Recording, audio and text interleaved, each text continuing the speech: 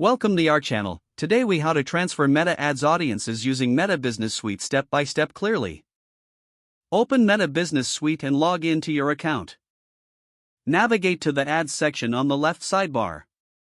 Click on All Tools to access the tools available in Meta Business Suite. Select Audiences from the drop-down options.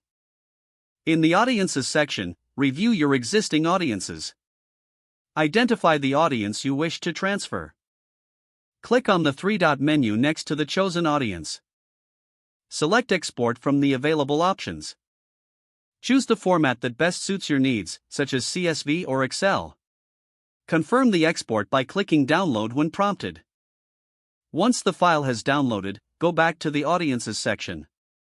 To import the audience to a different ad account, navigate to that account.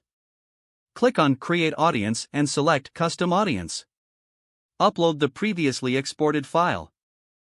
Follow the on-screen instructions to map the columns correctly. After mapping, click Create Audience to finalize the import. Review the imported audience to ensure everything appears as expected. You have now successfully transferred your Meta Ads audience using Meta Business Suite.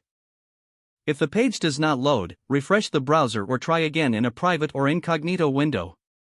Make sure you are using the correct email address, then retype it carefully to avoid small typos.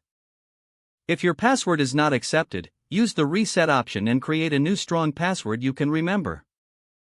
Check your spam folder for verification or security emails, then complete any requested confirmation steps.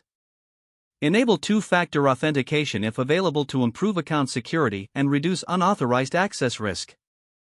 After signing in, review your profile details so your contact information and settings are accurate and current. If you see an error message, note it down and try again after restarting your device and internet connection. Log out when you finish, especially on shared devices, to keep your account and payment information secure. If the page does not load, refresh the browser or try again in a private or incognito window.